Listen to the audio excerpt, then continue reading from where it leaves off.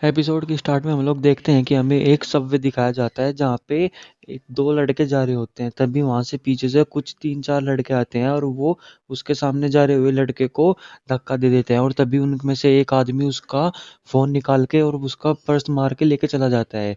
जिस पे वहां पे जो उसके पीछे लटका रहा होता है वो ये सब देख लेता है और फिर वहां पे चिल्लाता है कि तुम ये किस तरीके से चल रहे हो और तुम्हारे पास ये दिखाई भी नहीं देता कि तुम किसी का पर्स भी तुम्हारा भी चोरी हो चुका है। जिस पे वो नोटिस करता है कि उसका तो पर्स और मोबाइल गायब हो चुका है। तो वो तभी वहां पे उन्हें रोकने के लिए जाता है तो वो भागने की कोशिश करते हैं लेकिन वही लड़का उनके आगे पहुंच जाता है जिससे वो रुक जाते हैं और वो चिल्लाने लगता है दूसरा लड़का कि यहाँ पे चोर है चोर है चोर है। तो वो तभी उनके हाथ से अपना पर्स ले लेता है और वो वहां से डर के भाग जाते हैं वो लोग और उसे कहते हैं कि अब तुम देखना हम तुम्हारे साथ क्या करेंगे। और उसके बाद हम देखते हैं कि वो लड़का उसे कहता है कि तुम्हारा बहुत बहुत शुक्रिया और कहता है तुम्हारी नज़र बहुत ज़्यादा तेज़ है कि तुम्हारी वजह से आज मेरा पर्स और मेरे फ़ोन बच गया। और वो उसे धन्यवाद कह के वहाँ से जाने लगता है जिस पे वो वहाँ पे सब स्टेशन पे जाने लगता है। तभी उसे किसी की आवाज़ सुनाई देती है और वो कह रहा होता है कि हमें हमारा टारगेट मिल चुका है और वो एक बहुत ही अच्छा इंसान है और हमने अपना टारगेट को एक्वायर कर लिया गया है और वो प्रोसेस अभी शुरू होने वाला है। जिस पे उसे समझ में नहीं आता कि यहाँ पे हो क्या रहा है। तो अभी वो कहता है कि यहाँ पे अप्रैल 2040 है और हमारा टारगेट अभी यहाँ पे चल रहा है। तभी वो सोचता है कि वो क्या रहा है लेकिन तभी उसे पीछे से एक पंच लगता है और वो वहाँ पे गिर जाता है। उसके मुंह में से भी खून निकलने लग जाता है जिस पे देखता है कि वो तीनों लड़के उसे पीटने लगते हैं और कहते हैं कि तेरी वजह से आज हमारा इतने हाथ से इतनी अच्छी चीज चली गई। और वो कहते हैं कि उसे तुझे दूसरों के मामले में टांग अड़ाने की बहुत वो है ना, ले अब उसका फल भुगत। और वो लोग उसे बहुत ज्यादा पीट रहे होते हैं जिससे वो उसके मुंह से भी खून निकलने लग जाता है। तभी उसके फोन में जो ऐप होता है एक वो एक्टिवेट हो जाता है और वहाँ पे कहता है कि इनिशियलाइजेशन हैज बीन स्टार्टेड।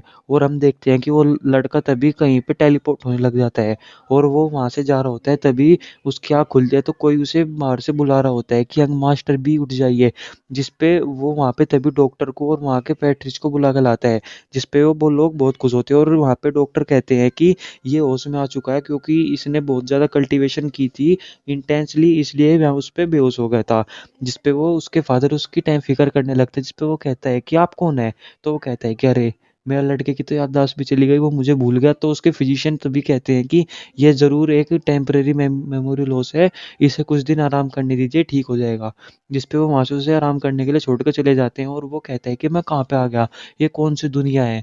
और वो ये बहुत परेशान हो रहा होता है और सोचता है कि क्या ये सपना है। तो तभी वहाँ पे सभी चीज़ें हवा में उड़ने लगती है और उसके सामने एक लोडिंग होने लगती है जिसमें बताती है कि वो 3 दिन में जो हमारा सिस्टम है वो लॉन्च होने वाला है। और वो ये कह के वहाँ पे चले जाते हैं और सभी सामान जोड़ रहा होता है और नीचे गिर जाता है। उसके बाद हम देखते हैं कि वहाँ पे 3 दिन हो गए होते हैं और वो अपना तभी उसके फादर को वो बुजुर्ग आदमी उसकी फैमिली के पूरे जो अकाउंट होते हैं उन्हें ला के देता है और वो उनके कान में बताता है कि वहाँ पे पैट्रिच ऑफ सेंगुइन फैमिली आ रहे हैं। जिस पे वो गुस्सा होता है कि यहाँ पे पैट्रिच आ रहे हैं और वो अपने बेटे को बहुत गुस्सा करता है जैंग बी को, जो कि वहाँ पे बीमार पड़ा होता है कि उससे कल्टीवेशन भी नहीं होता। और गुस्से में उसके पास जाने लगता है जिस पे वो कहता है कि मास्टर आप रुक जाइए, अभी यहाँ पे पैट्रिच आ रहे हैं तो आपको भी अभी यहाँ पे थोड़ा ठंडे दिमाग से रहना चाहिए, मैं उन्हें जाके लेके आ जाता हूँ जियांग बी को। जिसके बाद वो वहाँ से चले जाते हैं। वहाँ पे बैठ के वो वहाँ पे अपना आराम से तरबूज खा रहा होता है और बहुत सारी उसके आसपास दासी होती है जो कोई पंखा चला रही होती है और कोई वहाँ पे थाली लेके खड़ी होती है। जिस पे तभी वहाँ पे सिस्टम फिर से एक्टिवेट हो जाता है और कहता है कि सिस्टम एक्टिवेट हो चुका है उसका अपडेट।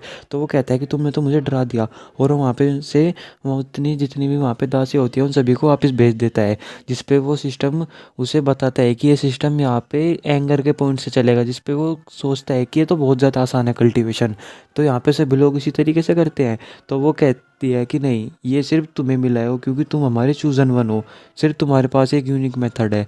जिस पे वो खुश भी होता है और कहता है कि अब तो कल्टीवेशन मेरे लिए और भी ज़्यादा कुछ बड़ी बात है ही नहीं।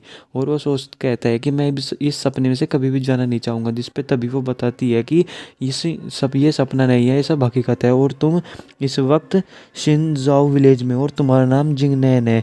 जिस पे वो कहता है कि क्या, और वो कहती है कि तुम यहाँ पे सिर्फ तभी आ सकते हो जब तुम वहाँ पे मर चुके हो।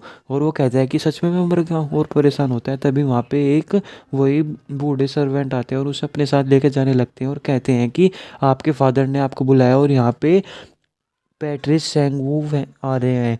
तो वो उन्हें उनसे मिलाने के लिए लेके जाने लगता है और फिर हम देखते हैं कि वहाँ पे पैट्रिस और सेंगू फैमिली के आ जाते हैं, जहाँ पे वो बैठे होते हैं और अपनी बेटी के साथ होते हैं। जिस पे वो लड़की कहती है कि मैं इतने दिन से जिंगनैन से नहीं मिली।